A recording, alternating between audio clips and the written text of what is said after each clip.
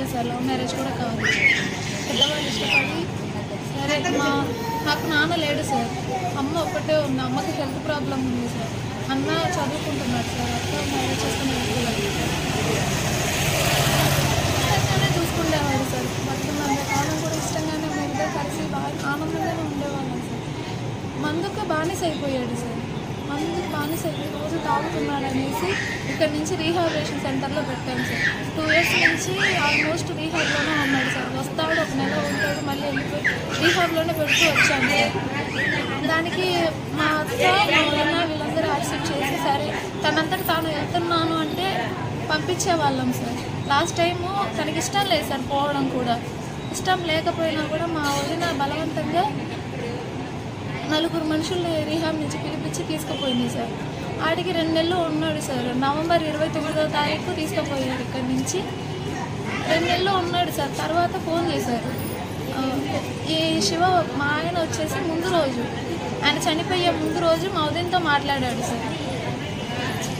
ఏం మాట్లాడాడంటే, అక్క నేను ఇక్కడ ఉండలేను, నేను వచ్చేస్తాను, నన్ను తీసుకుపో అని అడుగుతున్నాడు సార్. నా గురించి బ్యాడ్గా ప్రొటెక్ట్ చేసి తనకి అన్నీ చెప్పింది సార్. రీహాబ్ ఉన్న దగ్గర నా గురించి బ్యాడ్గా చెప్తూ ఉంటాడంట సార్. ఆ రికార్డింగ్ కూడా నా దగ్గర ఉంది సార్. అంటాడు సార్, నన్ను ఒక మాట అనుమతించిన కూర్చొని నేను బాగానే ఉంటాను సార్. మధ్యలో వాళ్ళకి ఇన్వాల్వ్ అయ్యి మా ఇద్దరి మధ్య గొడవలు పెడుతూ వచ్చేది సార్. పెళ్ళైనప్పటి నుంచి కూడా పిల్లోడు పుట్టినాక కూడా గొడవలు పడ్డాడు సార్.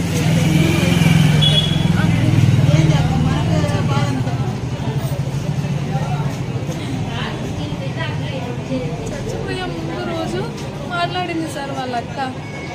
చచ్చిపోయే ముందు రోజు ఏం చెప్పిందంటే సార్, అరే నీకు అవసరం లేదురా, వాళ్ళందరూ అలాగైనా నీకెందుకు నువ్వు తాగి చచ్చేదే అలాగైనా, నీ నుంచి వాళ్ళకి నీ ఆస్తి పాస్తులు ఏమి పోవురా, నీ పిల్లోడికి కానీ నీ భార్యకి కానీ, నీ భార్య అలానే పోవాల్సిందే, నీ పిల్లోడు అలానే పోవాల్సిందే. ఆస్తి పాస్తులు ఏదైతే ఎంతమంది వచ్చినా కూడా వాళ్ళకి ఏ రూపాయి కూడా మేము ఇవ్వము, ఇలా చెప్తూ వచ్చింది సార్.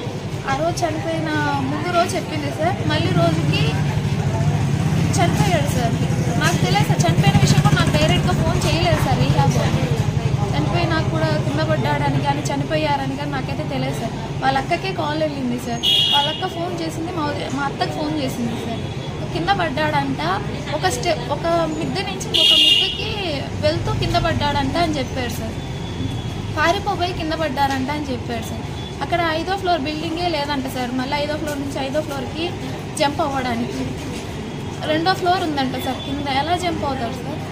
మళ్ళీ తర్వాత రీహాబ్ వాళ్ళకి నేను డైరెక్ట్గా ఫోన్ చేశాను సార్. వాళ్ళు ఉంటే అన్నారు సార్, అమ్మ ముందు రోజు మీరు మాట్లాడారు కదా, మీ వాళ్ళే మాట్లాడారు కదమ్మా ముందు రోజు, ఏం మాట్లాడారు, తను డిప్రెషన్లోకి వెళ్ళి ఉంటాడు, అందుకే చనిపోయి ఉంటాడు, 5వ ఫ్లోర్లో పడుకొని నిద్రపోతానంటే ఉంచాము అని అన్నారు సార్ వాళ్ళు.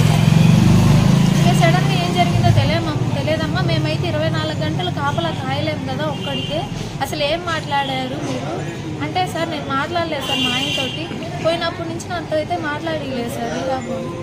రీహాబ్ వాళ్ళకి నేను ఫోన్ చేసి మాట్లాడతానన్నా కూడా మాట్లాడలేదు సార్.